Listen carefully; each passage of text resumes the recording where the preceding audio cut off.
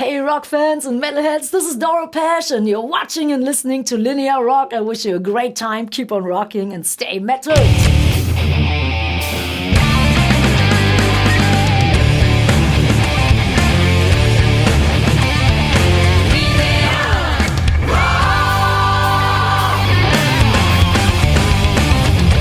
Hey Linea Rockers, welcome to Linea Rock. We have a special guest today, the metal queen DORO PESCH herself. Welcome to Milano and welcome to Linea Rock. Thank you so much. Great to be back here in Italy. I'm so excited. The occasion is actually special. It's the release of the new album. Yes. Forever Warriors, Forever United, which will be out on August 17th, 2018. Solo album number 13, if I'm correct. Yeah, actually, when you count all the records, it's number 20. All in all, it's number 20, and it's the first double album. Yeah, it is actually.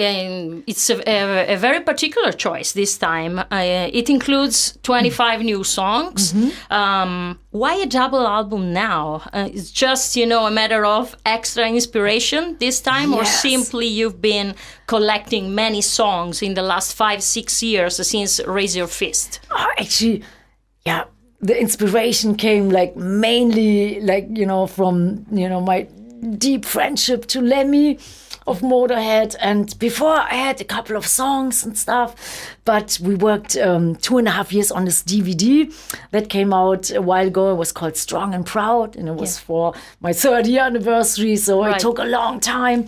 Then we were touring constantly, writing songs and stuff, and then something happened which broke everybody's heart and my heart. And when Lemmy left us, that was actually the day where I thought, oh my God, I always thought life is forever and everybody will always be okay. Especially Lemmy, he was always living it up, and and we always thought he would be invincible and he would overcome everything. So when I knew that he was leaving this earth, then I was feeling, man, you never know. And I was on the plane to his funeral, and then the song Living Life to the Fullest came about. The melody, lyrics, it was all already shooting out, and I was recording it on my little cell phone on the plane. Yeah, I know it's not allowed, but I did it. And then next couple of days I went to the studio because I wanted to put down the track right away. And that was actually where everything started, because that was the spark. So Lemmy, it's Lemmy's fault. Yes, and the new record is dedicated to Lemmy Kilmister. In the CD booklet, it says it, Lemmy dedicated to, and and he was my best friend in the music world, along with Ronnie James Dio, and I think everybody feels probably the same.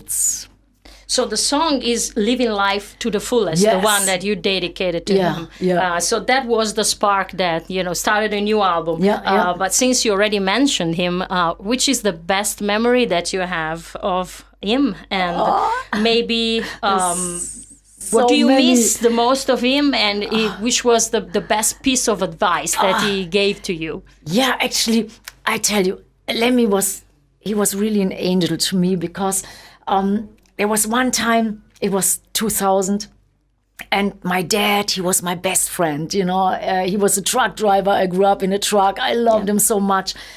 And he was very sick, and then he died, and I was so devastated. And one day later, Lemmy called. And actually, I didn't even feeling picking up the phone. And then I saw it was an LA number, and Lemmy was on the phone. I said, "Hey, Lemmy, He said, "Hey, DORO, I know, you're doing a new record. Let's do something together." And I said, "Lemmy, man, I'm so devastated. I can't. My dad is gone." He said, "Oh," and he said, "I can hear your pain." He said, "You have to come to LA. Let's do something." So I went to LA, and we spent 2 or 3 weeks in the studio and talking day and night. And he really was breathing new life into me and giving me hope to go on, you know. And he always said, hey, when we do something nice, your dad will be so proud of you, you know. He will probably watch you from, you know, in a spiritual way.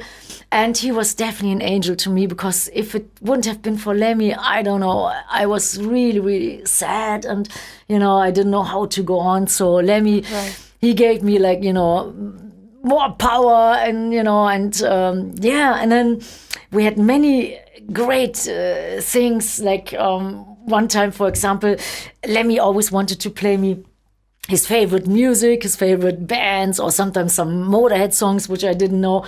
So he said, Doro, just keep on driving. And we were driving in LA, and it's always heavy traffic. And then we were stuck in traffic. And then suddenly some people turned around and said, oh, that's Lemmy and Doro, can't believe it. And Lemmy was always singing, you know, when we listened to some CDs, he was singing on the top of his lungs, smoking, you know, having a good time. And then people were stopping. Actually, it was already enough traffic, and then it was 10 hours traffic jam, because everybody wanted to get a photo and autograph, talking to Lemmy, just hanging out on the highway. So the whole highway collapsed, you know, and we were just like, you know, we were best of friends, and it was great. And the LA police didn't even get through. So, you know, all the metalheads, everybody hanging out on the highway, and it was one of the many incidents. Even if the police arrived, you know, oh, it's Lemmy. Exactly. Yeah. Okay. So, and which was the best piece of advice that he gave to you for your career, and that you can remember? Actually, the best piece of advice, to keep strong, to always, you know, do what you feel, you know, to not restrict yourself, to not let people walk all over you or tell you what to do, to just like, be a free spirit, do what you believe in. And he lived it, so he didn't even have to say it, you know. You could just like watch him do it, and he was such a, you know, such an icon, and, you know, I always admired him for that. And he told everybody, you know, like, even when, you know, when it wasn't, you know, when it was somebody very serious, he just said, shut up or something. And he had a very great sense of humor, like very dark, you know, dark, and it was hilarious. And but he showed me how to be strong and do your thing no matter what, you know. It might not, people will not like everything you do, but, you know, keep on doing what you think feels right to you. Good. So back to the composition of the album. Did the idea of making it a double album developed while, you know, you were working on it? Or actually it was, you know, the plan since the beginning? No. And how you divided the songs in the two records, which was, actually, you know... It wasn't the plan. We were just like, you know, songwriting and things, they were just coming out, and like, and I had about 35 songs, and then I thought, oh God, I got to get rid of like 25 songs and, you know, cut it down to 10 or 12. And I thought, man, I love certain songs. They're so special, and I would love to put them on the record. And then I called actually my record company, and I said, man, there's so many songs. I really believe they're strong, they're high quality. I would love to do a double album. And at first I said, well, it's very uncommon, because in this day and age, you know, you don't do it so much anymore. And I said, yeah, but I think it's worth it. And then a couple of months ago, they said, okay, Doro, do it, go for it. And and then it was like actually still hard to get rid of 10 songs. And and then, you know, and how to do it, the sequence, and it changed many times. But then I thought, okay, first CD, Forever Warriors, is maybe a little bit more heavier, has more anthems on it, more brutal, and the other one is maybe more soulful and, you know, more deep or personal. But both of them, I think they're uplifting. That was the idea, that it's like empowering, even, you know, like, even sad songs. Like there's one Motorhead cover on the record. It's Lost in the Ozone. I think it has probably one of the saddest lyrics Lemmy wrote, but I I think it's still good because then you feel not so alone when you listen to the song, other people feel exactly like you feel, like lonely, isolated, and even somebody like Lemmy felt like that at times. Since you had so many songs, why you decided to pick, also 2 cover versions? One is the Motorhead one you already mentioned. The other one is Don't Break My Heart Again from Whitesnake. Which you give also very particular versions of your very personal ones. So why these songs fit the album? I love these songs. I love these songs. And, if it would have been just a single CD, I probably wouldn't have put on special songs or cover versions. But when you have like 25 choices, then I thought, my favorite songs, I want to let people, know, where I'm from. Like, when I started, my first rock concert ever was actually Whitesnake in 1980. And my first band was called Snakebite. Okay. And we were all big Whitesnake fans and, Dio and Priest and all. And my first concert ever was Whitesnake. And it was mind-blowing. David Coverdale was such a great front person and singer. And I always loved that song, Don't Break My Heart Again. I listened to it a million times. And then on this record, it was actually not the last song we recorded, but one of the last songs we recorded. When I thought, okay, now I can go for a double album, the very last song was the Italian song, Caruso. Yeah. And it's the first one in Italian. That was the very last song we recorded with my Italian guitar player, Luca Princiotta. He helped me, he was coaching me, so I'm hoping that everybody understands the lyrics. But now, on a double album, you could do special things, which before they would have been probably gone. Okay, so you mentioned Motorhead and Whitesnake, of course, but Caruso is a song that is very far from your inspiration and, your taste and so on. When did you very first listen to that song and why you decided to sing it? Actually, I did a show in Brescia last year in Italy, and I tell you, it was the best show on the whole tour because people were singing along. It was so precise, so soulful. It brought tears to my eyes because it was touching me so much. It was awesome.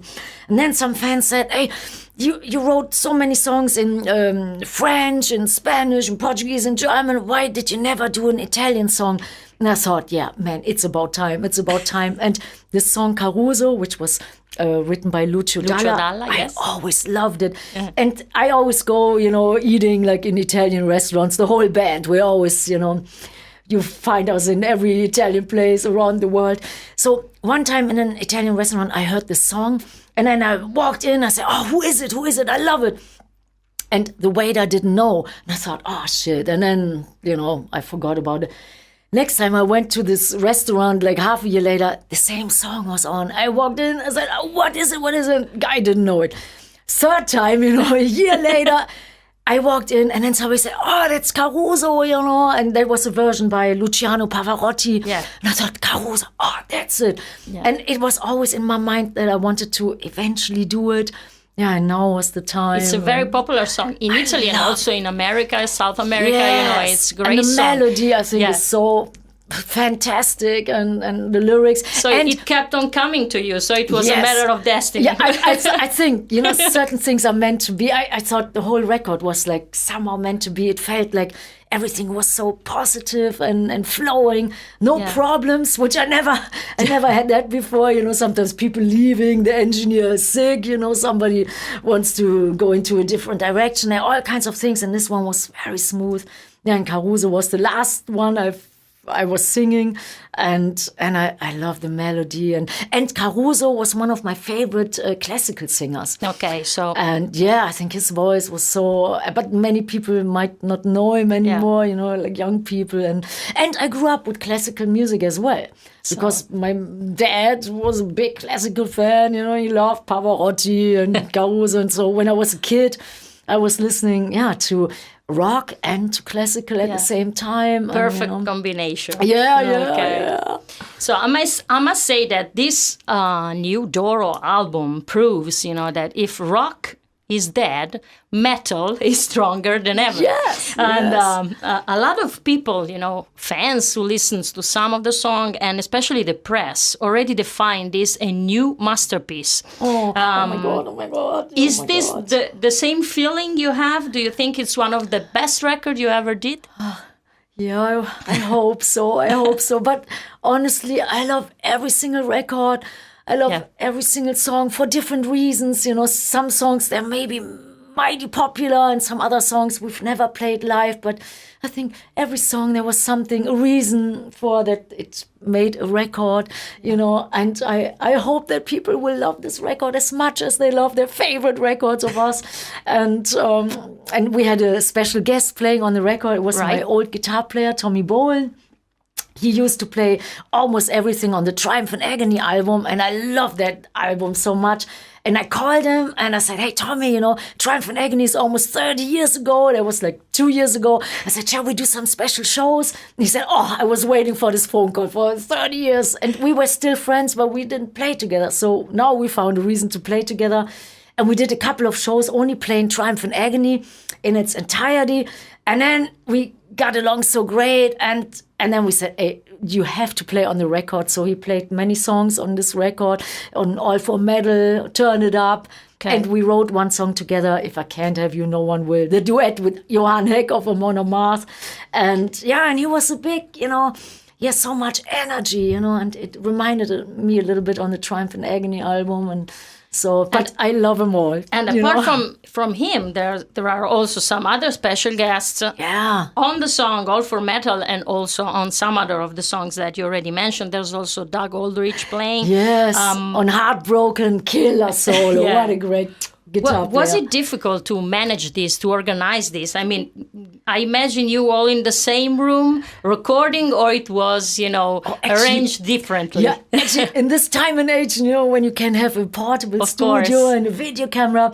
I was a guest on the show of Amon Amarth, doing a duet on their album, A Dream That Cannot Be. And the last time we did it in Wacken last year. So I was just doing one song. And usually when I do our own show, I'm always focused and I don't have time to walk around. But because it was just one song, you know, I was walking around and then I saw all these guys like Ross the Boss and Voldane, which I was a close friend with for many years. And I said, hey, we have this demo, you know, it's called All for Metal. It might be an anthem. You guys want to sing on it? And then everybody said, oh yeah, let's sing on it. And then, you know, and while I was watching them singing, you know, I thought, oh man, this could be great. I've never played it live, but I hope that the fans embrace it as well. Yeah. The same. And Sabaton, they were singing on it. Mille of Creator, Ross the Boss, Chuck Billy of Testament, Annihilator, Jeff Waters, and all my friends. And the fan club, the fans, the diehard fans. That's, to me, it's always the most important ingredient. So they're all great friends of yours. That's the main reason. Okay. I tell you, the fans, they are my closest friends. Okay. Like, closer than my close friends. It's really because of that connection through music and through metal.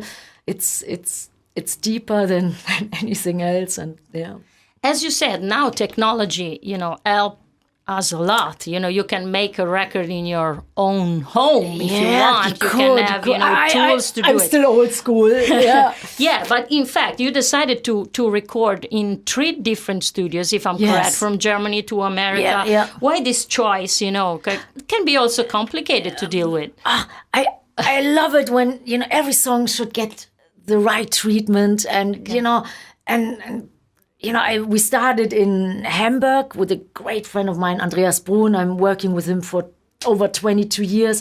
And he recorded the last Lemmy duet, so I knew I'm in good hands when I tell him, Andreas, I have the song for Lemmy.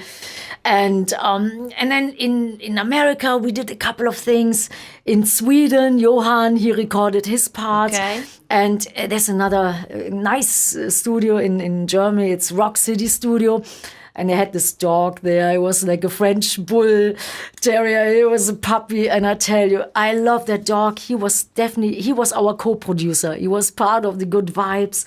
And he bit me a couple of times. But since he was a puppy, it was okay. And I thought, it's bleeding, but it's so metal. And I loved it. So we recorded all over just to capture the best energy, the best magic. And I love it in many places, because in some places, you know, people, they have a different love for a song. You know, you can't record a heavy song, a brutal song, like in a studio where people do more like, you know, the mellow stuff. So, so I like it. Every song, you know, needs the right treatment, and you can feel it. It's very interesting when you have a song, you know when it's right, or or or if somebody who's mixing it, who's doing the wrong thing or who's doing the right thing, you can feel it. You always feel it in your heart. And so whatever's right, that's where we go. There's also another special song in German this time. Yeah. I hope I pronounce it correct. Freunde fürs Leben. Super. Okay, cool. Thank you. Yeah. Thank you so much.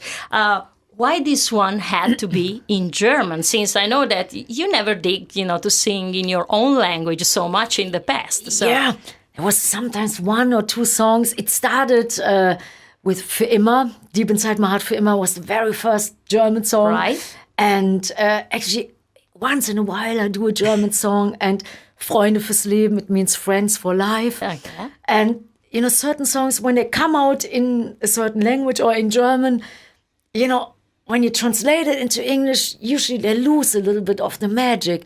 And when it stays in that particular language, then, it feels that's the strongest, way in shape and form for that song. And Freunde fürs Leben, I didn't even think of translating it into English because it's so dead on. And, to me, friends and friendship, that's sacred. So it's a similar song to Deep Inside My Heart, Für immer. But this one is even more for friends, not for lovers or husband or girlfriend. But and sometimes when we tour all over the world, sometimes some people they call out the German songs like Für immer, of course, or Herzblut. And when we, for example, tour in Russia or the Ukraine or anywhere, sometimes you don't even have to understand the language, but you feel it, and I wanted to put it definitely on the record. And I imagine last song in our set list, everybody a little bit drunk or beer, and then arm in arm, friends for life. Okay. So, Doro, what makes heavy metal, immortal and irresistible for you? What caught you, of metal in the very early days and still makes you a soldier of metal? Yeah. Oh, that's one of my favorite songs, Soldier of Metal. I tell you, the first time I had a band, it was called Snakebite. Then the second band was Beast, then Attack, then Warlock. And it was pretty much the beginning of heavy metal. And, we didn't even know that we were doing heavy metal. And we just did what we felt, whatever came out. It was pretty, high energy, brutal, lots of feelings and stuff. But, usually it was a little bit heavier. And then some fans came into our rehearsal room and they said, "Hey, are you guys a heavy metal band?" We thought, that sounds pretty cool. We said, I guess so. So we started doing something. We didn't even know what it was. And then it was, in 1980 I started. And then we saw some other bands. The first fanzines came up, handwritten photocopies, weren't even magazines. And then we felt, we are part of the metal scene. And then with Warlock, we did our first record, and we thought maybe we would sell 100 copies to our parents and friends. And then it was suddenly a big deal. It sold so much, and we had no idea that people would even know that we exist. Okay. And then we went on tour and played. We played one of the first gigs with Metallica, actually, in the Netherlands, in Belgium, when they had their first Kill 'Em All record out. Yeah, and then it developed, and then we knew we are part of the metal scene. And I love metal because to me, it's freedom with a lot of emotion, power, energy, with an edge, not commercial, just do what you feel. Okay. And you could not turn it back. No. And to me, that's the only shape and form of music which I truly love and will love forever. I always have. I love sometimes to listen to other kinds of music, but just for a little tiny bit, and then it comes back to metal or You mentioned the 80s. Actually, back then, having a female singer in the band was considered more like a glamour, sex appeal factor, to catch more fans than, a musicianship matter. Metal has always been, a macho world. You proved, very hard to be an exception because you are a great singer, you are a great songwriter. what's the main difference, in your opinion, between female singers of your generation and nowadays female singers, especially in metal? And there's a female voice of the new generation that you really like in particular and listen to? Many bands I love. I think, Arch Enemy. I liked Angela, the former singer, or Elisa, the new singer. I like Taya, because we're friends as well, and I think she has a great voice, different. Floor Jansen, I was friends with when she was in After Forever. My guitar player, Bas Mars, is actually from After Forever, so we're all friends. I think there are tons of great, like Lacuna Coil, I love, Christina. Of course. Yeah, Christina, and wow, she's beautiful. I think many great women. Battle Beast, I think, one of the newer bands I love. I think she has. Did you ever feel like the mother of all these, actually, singers? No, because in a sense. I wanted to say, when you were asking me, back in the day, in the 80s, I didn't even feel that I was a woman. To me, it was never a big deal. I just did what I loved, and I was one of the guys. And then to me, the biggest fight was actually not being a girl, being a woman. It was the fight for metal. Because in the 80s, it was not tolerated so much and not accepted. So you really had to fight for your music, for your, for getting a record deal, going on tour, not being hated by normal people. So being a woman, that never even crossed my mind. And I must say, I was always treated very good. So I always felt I was treated equal. So to me, it was not a big deal. And we had the great chance to tour with the best, like Ronnie James Dio, Judas Priest, was Motorhead. Everybody was very kind, very supportive. Do you think it was tougher for you than maybe for them now? Or I don't know. It's still the same, Still the same. Yeah, now it's a different game, because there are not anymore so many record sales. You have to do so much stuff on your own, which is good. You're not dependent on anybody working it, so you can do your whatever, Facebook, Twitter. You can maybe build a better foundation. On the other hand, in the 80s, there was much more, like support from everywhere. Like, for example, MTV, videos. The big record companies, and it was different. Records were the most important thing, and now, they're unfortunately not anymore as important as in the 80s, 90s, and now the young people, they do streaming and stuff, and I'm still old school. I like to have the vinyl or at least CD, booklet. That's the reason why we always still try to take care to have a beautiful package booklet. The new cover is painted again from Jeffrey Gillespie, one of my favorite painters. And I'm old school. I like to have something. You're also a graphic designer, so it might be difficult to work with you, or not. You're very demanding, or no. When you have the right people, it always goes without saying. Everybody knows, that looks good. It's just if somebody is not on the same vibration. Yeah. That's then a problem, if somebody has completely different taste and stuff. But usually I work with people who are very, very, very nice. They have a good heart. That's, to me, the most important thing, that the heart is in the right place. And then we do things. And especially in music, you have to have a good vibe, to sing and play your heart out. If somebody, says, that sucks, then immediately the idea is gone, And so, I think I'm not hard to work with. I always try that everybody has fun, and I believe in a good energy. And, to get something good, you have to feel good, and you have to make other people feel good, even on stage. Like, in our band, we don't even have to look at each other. Everybody knows what the other person feels and does and stuff, and And having a stable band makes the difference for you. Always. My bass player Nick Douglas, he's in our band 28 years, so you can imagine. And our drummer Johnny D, 25 years. Our guitar player from Italy, Luca Princiotta. Ciao, Luca. Ciao, my dear best friend. He's over 10 years in our band. And Bas Mars from the Netherlands, he's almost 10 years in the band. And now we play sometimes with Tommy as well. So we have 3 guitar players, and it's awesome. It's awesome. And I was always a team player. I love to have a steady band, people I can, trust and people who want the same, because sometimes when you're on tour, not everybody is cut out to be on tour all the time, It's like, on one hand, it's the greatest thing. On the other hand, it's tough, it's tough. So, Doro, time flies. The world changed, especially in music, as you already said, in the 80s, there was a different, situation. Did you ever, at some point of your career, feel like too old to rock and roll, and think to call it quits? Maybe you missed, a desperate housewife condition or to raise a family or what? Oh, man, I tell you. No, I never, ever...